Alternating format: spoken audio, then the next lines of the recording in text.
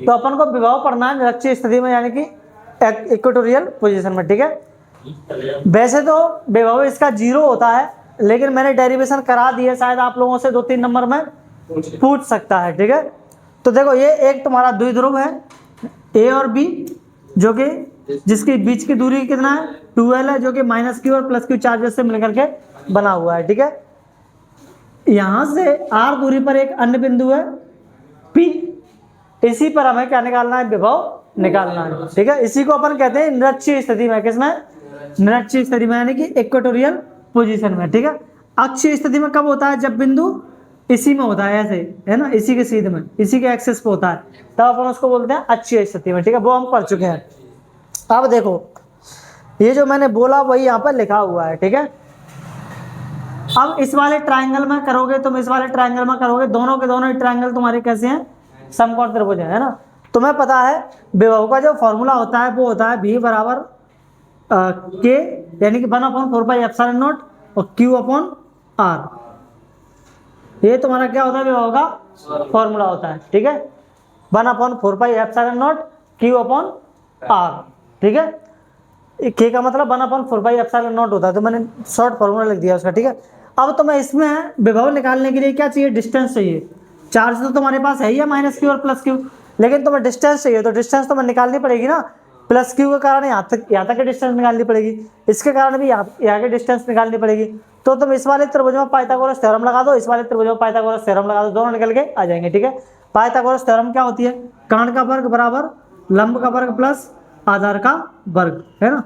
Hypotenuse का square, perpendicular का square और बेस का स्क्वायर। हाइपोटेनस इसमें ये है ना। तो तुम इसको निकालोगे, तुम AP का स्क्वायर बराबर, तो तुम्हारा क्या आएगा, PO का स्क्वायर या OP का स्क्वायर प्लस OA का स्क्वायर, ठीक है। तो OP तुम्हारा कितना है, OP है तुम्हारा R प्लस OA तुम्हारा कितना है, OA है तुम्हारा L, तो L का स्क्वायर हो गया। अब यहाँ से तुम AP से स्क्वायर रूट हटाओगे तो ये किस में चला जाएगा, स्क्वायर रूट में चला जाएगा, R square plus L square. मैंने इसको यहाँ पर डायरेक्ट लिख दिया है AP बराबर PB बराबर R square plus L square, है ना। ऐसा कैसे आया, तो पाइथागोरस थ्योरम से आया, इस तरह से, ठीक है। मैंने इस पूरे के पूरे स्टेप को यहाँ पे क्या कर दिया है, छोड़ दिया है, ठीक है। एग्जामिनर समझ जाएगा कि पाइथागोरस थ्योरम से निकालेंगे तो चाहे इस PB निकालें तो भी वही आएगा, और AP निकालें तब भी कितना आएगा, वही आएगा। तो मैंने AP बराबर AP लिखो, इसको AP बराबर PB बराबर तुम्हारा कितना आएगा, R square plus L square, ठीक है। अब तुम +q चार्ज के कारण निकाल दो पोटेंशियल। तो +q चार्ज का कारण निकालोगे तो मान लो वो उसको पोटेंशियल को मान लो V1, कितना V1। तो फॉर्मूला तुम क्या लगाओगे, यही लगाओगे KQ/R, लेकिन R की जगह पर तुम क्या लिख दोगे, यहाँ पर डिस्टेंस क्या है PB, तो R की जगह पर तुम्हारा क्या आ गया, PB आ गया, ठीक है। और KQ ऊपर जैसे का तैसा, और BP की जगह पर तुम्हारा कितना आ गया, ये आ गया R square plus L square. PB पढ़ लो चाहे BP पढ़ लो, बात एक ही है, ठीक है।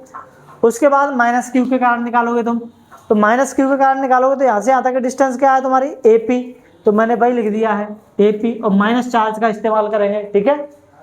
और नीचे AP की जगह पे AP का मान रख देंगे R square plus L square यहाँ से। अब तुम टोटल पोटेंशियल निकाल दो, नेट पोटेंशियल P पर, बिंदु P पर। तो BP बराबर निकालोगे तो V1 प्लस V2, V1 का मान ये रहा और V2 का मान ये रहा, है ना। ये माइनस का है पूरा का पूरा, ये प्लस का है। देखो डिस्टेंस दोनों की सेम है, दोनों ही सेम है। ये KQ R square plus L square, ये -KQ R square plus L square, दोनों सेम होने की वजह से क्या हो गए, कट गए। तो तुम्हारा पोटेंशियल क्या आया, 0, है ना। तो आप लोगों से पूछ लेगा, बताओ निरक्षीय स्थिति में विभव कितना होता है, 0 होता है। अगर आप लोगों से 3 नंबर में पूछे, इसको 2 नंबर में पूछेगा तो आप लोगों को सॉल्व करना पड़ेगा, है ना। 3 नंबर में पूछेगा तो सॉल्व करना पड़ेगा, 1 नंबर में पूछेगा तो डायरेक्ट लिख देगा 0, ठीक है। अच्छी स्थिति में वो कितना होता है, 0 होता है ना। क्यों 0 होता है, उसका कारण समझ में आ रहा है क्यों 0 होता है। क्योंकि जितना इनके बीच की जो डिस्टेंस है वो यहाँ से यहाँ तक की बराबर है, यहाँ से यहाँ तक के बराबर है। तो इस पॉइंट पर ये भी उतना ही विभव देता है जितना ये देता है, ठीक है। दोनों का विभव इस पॉइंट पे कैसा है, बराबर है तो दोनों ही एक दूसरे से लड़के एक दूसरे को क्या कर देते हैं, खत्म कर देते हैं।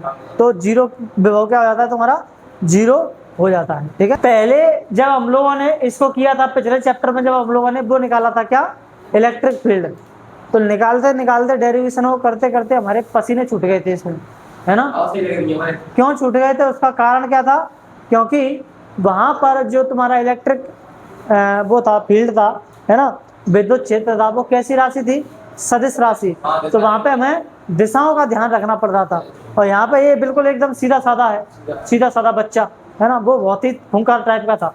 ठीक है, तो इसको हमने क्या कर लिया, तुरंत ही सॉल्व कर लिया, हल हो गया सॉल्व, है ना।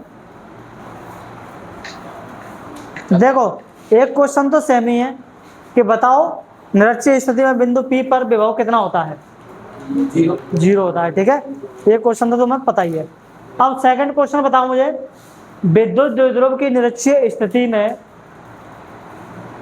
विद्युत क्षेत्र की तीव्रता और विद्युत विभव के संबंध में कौन सा कथन सत्य है ना। यानी कि निरक्षीय स्थिति में विभव और विद्युत क्षेत्र की तीव्रता के बारे में पूछ रहा है कि निरक्षीय स्थिति में विद्युत क्षेत्र की तीव्रता और निरक्षीय स्थिति में विद्युत विभव में क्या संबंध है, उनके संबंध में एक कथन दिया हुआ है, वो बताना है आप लोगों को क्या सही है। ठीक है, ऑप्शन है E is not equal to zero, यानी कि कौन